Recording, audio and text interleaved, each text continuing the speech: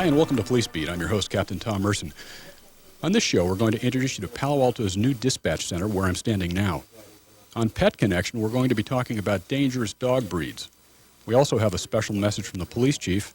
And on Meet the Force, we'll introduce you to the men and women who keep you safe on a daily basis. So stay tuned. I think you're really going to enjoy this show. Hello, I'm Karen McAdams, the Court Liaison Officer here with the Palo Alto Police Department. Joining me again today is Special Agent Iron White with the California Department of Justice, Bureau of Narcotics Enforcement. Iron, thank you for being here. Last month, Iron and I discussed the club drugs and what the club drugs are and some of the effects of club drug usage. And this month, we were going to talk a little bit more in detail about methamphetamine. Iron, what is methamphetamine and what are some of the slang terms used for methamphetamine? Methamphetamine is a synthetic drug. It's very, very powerful and long-acting on the central nervous system. It's known on the street as crank, speed, ice, go fast. It has a large number of names dealing from area to area. And how is methamphetamine used? It's primarily snorted, smoked, injected, and it's put in drinks. People will ingest it through drinking it in coffees and sodas. What is the more common usage usually? The most common usage is snorting it, but the smokers are really, really catching on. It's in the smokable form. It's even more addictive than crack cocaine. Okay, so that was my next question. It is addictive. It's an addictive drug? It's highly addictive. It's psychologically addictive, and it's physically addictive. I see. And what are the short-term, i.e. immediate effects of this drug use, and what are the long-term effects? Well, the short-term effects, it stimulates the respiratory and the circulatory system, just increases the heart rate and the breathing. It produces lots of sweating, dilated pupils, probably a chemical smell on the breath, and getting a little bit into the long-term effects. It's a lot of the hallucinations and itching and scratching. I see. And who's producing this? How is it being produced, and how are the users getting a hold of this drug? Well, it's being mass-produced through people that operate clandestine laboratories, and they are taking the drugs that are being manufactured and distributing them to street distributors and large-scale distribution operations. Is there a lot of this use in this general area, the Bay Area? Yes, in the Bay Area, particularly in Palo Alto, we're seeing an increase in methamphetamine use. It's showing up in and around the campuses, at parties, at raves, and in particular at Stanford ER. They're seeing more cases in the emergency rooms. I see. And what is the Bureau of Narcotic Enforcement doing to try to head off this use, the methamphetamine use, and the increase in the use? We are relentlessly attacking the clandestine laboratory operators, and we're after the distributors. We also have found that we can't enforce a way out of this problem, so of course we are very involved in education. We're trying to alert the communities that this is a very powerful, dangerous drug, and violence follows it. We're also trying to work hand in hand with treatment programs. I see. Well, thank you very much for joining us again this month, Iron, and we hope that we've been able to shed just a little bit more light on methamphetamine and its use, and what to look for if you suspect anybody you know of using it, and anybody that might need help. Thank you. Hi, I'm Heather Akins. I'm a police officer in Palo Alto and have been in law enforcement for almost 5 years now. Prior to my current career, I worked loss prevention for a department store. I also became a licensed cosmetologist. I decided to become an officer when I realized I wanted something more professional and more career-oriented with room for advancement. In the short amount of time that I've worked for Palo Alto, I have been allowed the opportunity to be involved in a variety of things. As an officer on the streets, I was involved in different undercover operations. Also, I became a reserve training officer and a field training officer. Currently, I am assigned to personnel and training, where I am involved with recruiting, testing, and the hiring process. I also organize training for the department. Eventually, I would like to become an agent and then a sergeant. When I am not working, you can find me finishing my bachelor's degree at San Jose State. In my spare time, I enjoy exercising and being outdoors with my family and friends. Maybe I'll see you out there in the city sometime. Then again, if you're lucky, maybe I won't. Hi, I'm Brad Zook. I'm a lieutenant with the Palo Alto Police Department, currently assigned to Personnel and Training. As the coordinator of the Personnel and Training Division, I am responsible for recruitment, testing, hiring, and training of all police officers. I also oversee the citizens' complaint process, administer the department's safety programs, and maintain all personnel records. I was born and raised in the Los Angeles suburb of Mission Hills. I first became interested in a career in law enforcement while in high school after taking a class in civil law. After graduating high school, I attended a junior college in the Los Angeles area, majoring in criminal justice. I then transferred to the California State University, Sacramento, where I graduated with a BA degree in criminal justice. Prior to coming to the Palo Alto Police Department, I worked for the City of Davis as a police officer for 7 years.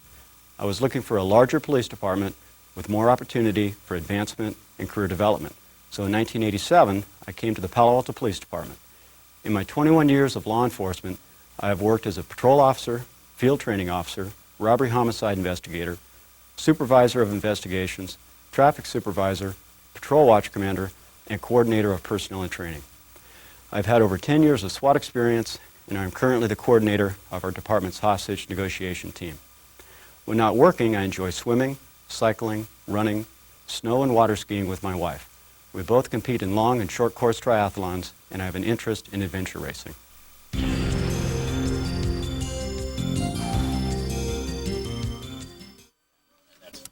Hello, I'm Lieutenant Mark Venable, and today is a milestone in the history of the Palo Alto Police Department. Today we are opening up our new state-of-the-art Communications Dispatch Center. Let's go now and meet some of the people who have been working for many years behind the scenes to make this day a reality. Charlie Cullen, who's a manager here in the Dispatch Center and the one responsible who oversaw this dispatch remodel, is here with us now. Charlie, maybe you could show us some of the features of the new Dispatch Center and the consoles that the communicators will be working at. Well, thanks, Mark. We do have really a state-of-the-art ergonomic sit-stand workstation here. The dispatchers work 10 to 12-hour shifts in the center, and we want to make them as comfortable as possible. One of the features is the sit-stand capability. The dispatchers can dispatch from a standing position if they so choose, and also in the traditional sitting position. And now this is something new that they did not have before? This is a new feature. Our previous consoles were not movable in any form.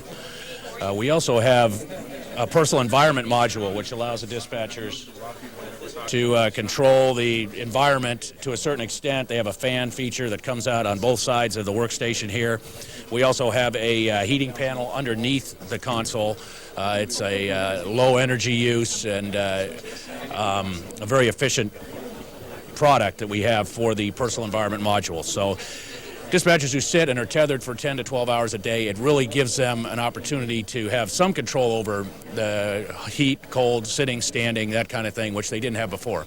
So that's one of the features we have. The flat screen module, or the flat screen monitors, are another feature. They're much easier on the eye. You don't have the flicker you have with a conventional monitor. They're much larger. The visual acuity is much better, and the layout in general is a much cleaner look. They also use less energy. They also create less heat. So once again, it's a little bit of an improvement over what we had before.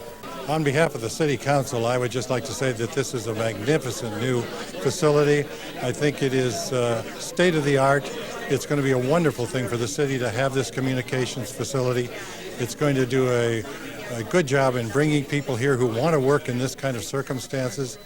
And I just can't say enough about what the city has done, and all of the people in the information department, the police department, the fire department, all of the cooperation of the city that went on to make this facility possible. I hope people will get a chance to see it through this program. It's a secure facility, so it's not easy to get into, but through this program you'll be able to experience it. Thank you. I'm here with Cheryl Contois, the Technical Services Coordinator for the Palo Alto Police Department and the one principally responsible for overseeing the new dispatch center. Cheryl, congratulations on the opening today of your communications center, and perhaps you could tell us what the significance is of all the technology that we see here today. Well, thank you very much, Mark. This is an exciting day for all of us here in the city of Palo Alto. What this technology really does for us is bring the next generation of technology to the city and to the public in the 911 service area. Wireless 911, as you know, is an important thing for us to get prepared for at the state level. And what this technology does is allow us in the future to get prepared for mandates that will require us to view where you're calling from on a map display within 25 feet of where you're at. The overall goal is, of course, to be able to locate people on a wireless phone just as quickly as possible. So we're preparing for that. That's one of the changes that we've made as part of this center. Some of the other items that we really dealt with are dealing with some of the power issues here in the center, making sure that we have ample backup power, and to deal with ergonomics. The new sit-stand workstations allow us to have the dispatchers work in a standing or a sitting position and be comfortable in their 10 to 12-hour shifts that they have to work. And finally, just dealing with just getting prepared for the next generations of technology, getting us ready for the future, working on integration issues, making sure that we can communicate with our other centers. This technology will allow us to do that, to make sure that we're able to respond to things just as quickly as possible. Although Palo Alto is one of the smaller cities in Santa Clara County, it's my understanding that our dispatch center is the third busiest dispatch center behind Santa Clara County and San Jose PD. How will these new technologies enhance our ability to respond to that number of calls for service? Actually, that's very true, Mark. We are the third largest dispatch center in Santa Clara County in the number of calls that we handle and the amount of traffic that's processed through our dispatch center. What this technology will really allow us to do is because it's a PC-based system, it allows us to process calls much more efficiently, much more quickly. We can call people back if we need to, have access to information on our phone system that we wouldn't have had access to in another means. Our radio systems, we can do paging. Everything's fully integrated, so the dispatchers can move very quickly from one task to the next and therefore process things much more efficiently. For the residents in Palo Alto, what that means is that they'll be able to contact us, we'll have access to information that they need and be able to respond to them much more quickly. So that's important for us to deal with. Very exciting stuff. Well, Cheryl, congratulations on opening the new comm center and the culmination of what no doubt was a lot of hard work by your staff. I'm here with Fire Chief Ruben Grijalva. And Ruben, now that you've seen the new dispatch center and all of the new technologies, maybe you can tell us a little bit about how these technologies will enhance our fire and paramedic responses. Well, I'm very excited about the new dispatch center. I think it's going to be fantastic for the dispatchers to work under these conditions. But from a perspective of providing better service, enhanced services to the community, our computer-assisted dispatch system allows us to reduce our response times on a number of calls, including emergency medical calls, where time is very critical. In addition to that, the dispatchers will be able to provide us information. The system provides us information where we can improve our response times and have information about deployment of resources and things to make us more effective in delivering services to the community. Yes, yes. Chief, where do you see us going now that we're here at this juncture with the new comm center and these technologies? What's the next step? Well, there's probably a lot of areas we can go into, but the most immediate that comes to my mind, again, deals with emergency medical responses. 70% of what the fire department does is respond to medical emergencies. This technology will allow us to implement priority dispatching and emergency medical dispatching, which will, again, enhance the dispatcher's ability to give information to people who have medical emergencies on what to do while the emergency responders are en route, as well as focusing the resources and making sure our paramedic services are delivered in the most appropriate manner to the people who need it most urgently. So when you say emergency medical dispatching, then the dispatchers would also be talking to people in need of medical care or emergency medical care on the 911 lines? Is that what you're saying? Yes. When somebody calls 911 with a medical emergency, dispatch will ring down a fire station, and while our paramedics and firefighters are responding, dispatchers will be able to give instructions to people that are on the scene as to what kind of care they can be giving prior to the arrival of emergency responders. So a much more collaborative effort between the dispatch center and the paramedics and fire personnel responding in the field. And also with the community. So they'll be giving instructions to the community people, the people that called in, to tell them, here's what you can do. That person may be going into shock. You need to elevate their legs. You need to lay them down. Give them some instruction as to what they can do to make the situation better before our paramedics arrive. Excellent. Well, thank you very much, Chief, for joining us today. And I would just like to say that change for change's sake or technology for technology's sake is not really a worthy goal. It's something that we're not really interested in. If we upgrade the technology, as we've done in here in this 911 center, it's so we can provide better service to the community. And what we have done in here is going to allow us to support our dispatchers with technology and equipment that will allow them to perform their function better. And it's important that I think the public understand that the dispatchers are the critical link between fire service or police service and them when they have an emergency. If they have a fire or if they have a crime, they call the police, and it's not the police officer that they're talking to, it's the people in this dispatch center. And we have excellent dispatchers. We just haven't had in the past the technology that was state-of-the-art that supported them like they should be supported. Now I would say that the citizens of Palo Alto have the best of both worlds. I think we have the best dispatchers and the best technology, and that's going to allow us to serve them better. We hope you enjoyed this look at the grand opening of the new dispatch center and meeting some of the people behind the scenes responsible for its development. I'm Lieutenant Mark Venable, and we'll see you next time. Hi, and welcome to Traffic Talk. I'm Captain Tom Merson. We're out at Great America today, where Palo Alto Police Department is conducting its motorcycle training. Usually Curtis Jackson is on Traffic Talk, but today he's part of the motorcycle training. We're going to take a look at police motorcycles and how they're used in law enforcement. Motorcycles, just by their inherent nature, are dangerous objects, and we strive here to teach these folks to be professional riders. These aren't weekend riders, and that becomes kind of a problem because we get people in here, myself included, that have ridden for years as civilians. And what you find when you come out here your first few days is this is not civilian riding. This is what we call enforcement riding.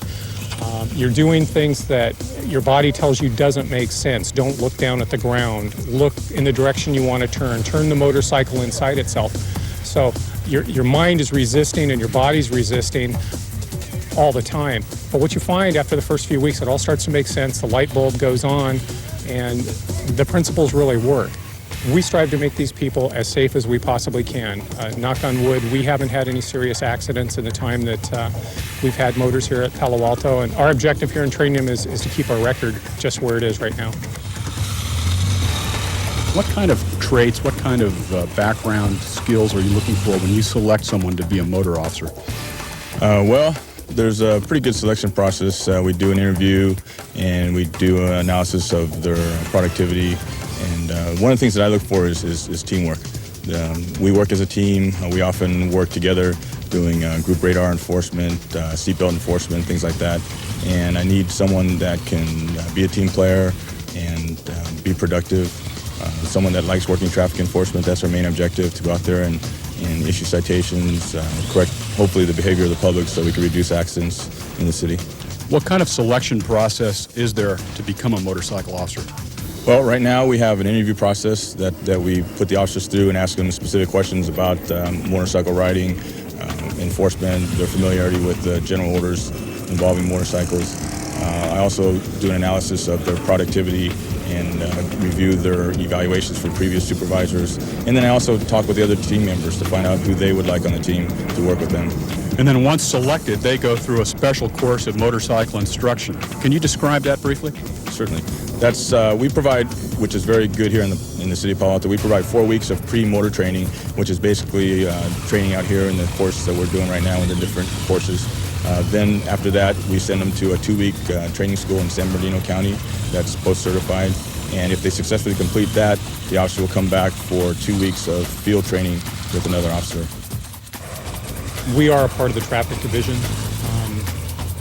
What that translates to is that unlike a regular patrol officers out there taking a lot of the cold burglary reports and that type of thing, a lot of the cold crime reports, Conversely, what traffic officers do in their free time when we're not responding to hot calls, which is any police officer, whether you're a patrol officer or motor officer, your first priority is priority calls for service. But when we're not responding to priority calls for service, we spend our time doing traffic enforcement and traffic education. It's not all just tickets. We'll go out to the schools and give lectures to kids and run bike rodeos and that type of thing. So we kind of follow the 3 E's of traffic, which are engineering, education, and enforcement. Prior to me putting in for this position, I think the last time I rode a motorcycle was in the dirt when I was about 15 or 16 years old. And because of the training I received here and at the school, I think I'm a fairly competent rider. I wouldn't say I'm excellent, but fairly competent, and it's definitely made a difference. What happened that time, Curtis? That's a very difficult pattern.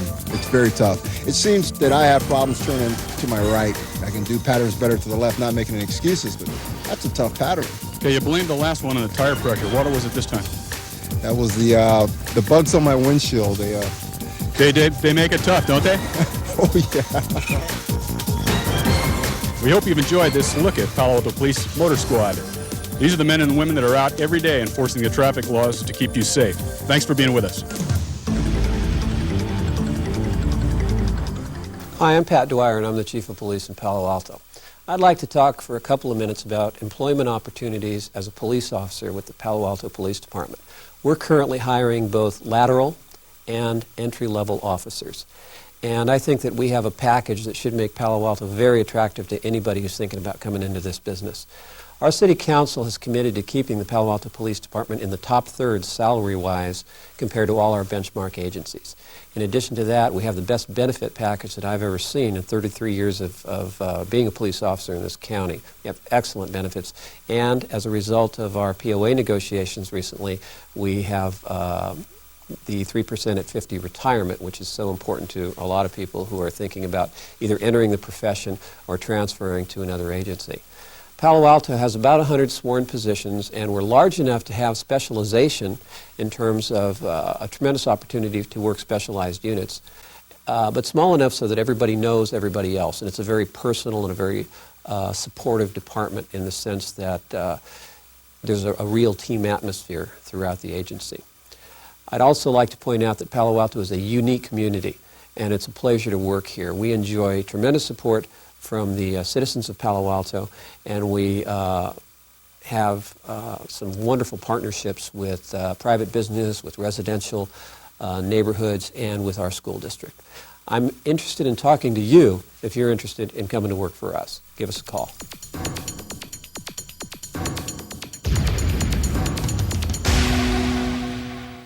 They came from every corner of the country, from small towns and big cities. But they all shared one thing in common. They belonged to a family called Marines, a tough and determined few dedicated to protecting everything we hold sacred. And still, they come. Celebrate the 225-year history of those proud few who have earned the title Marine.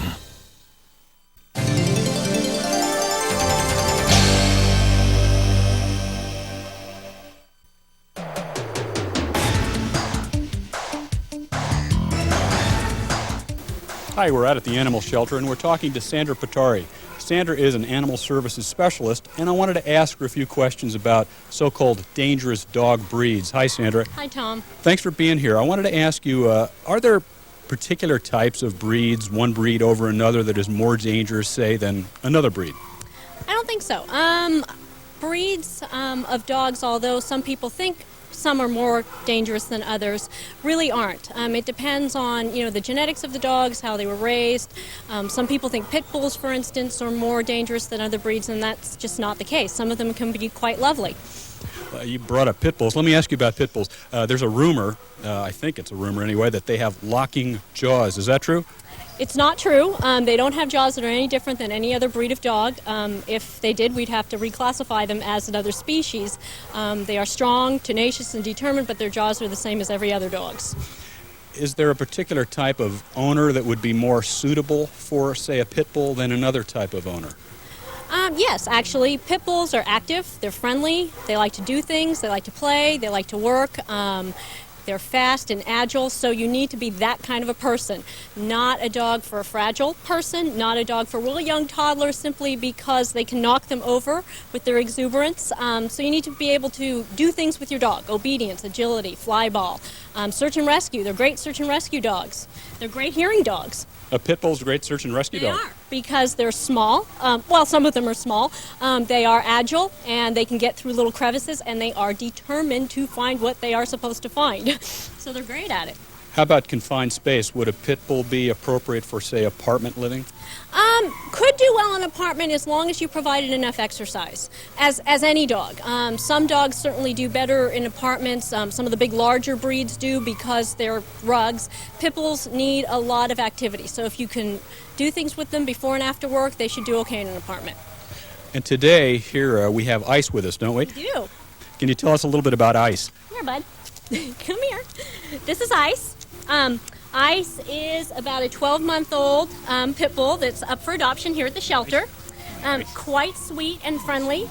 Loves people a lot. He's one of the favorites here, and certainly we would hate to not put Ice for adoption or just see him destroyed simply because he is a pit bull. Because as you can see, he's a big love bug. Looks like a great dog. He is a great dog. So what would the kind of home we're looking for with Ice is an active home, someone preferably who has some dog experience.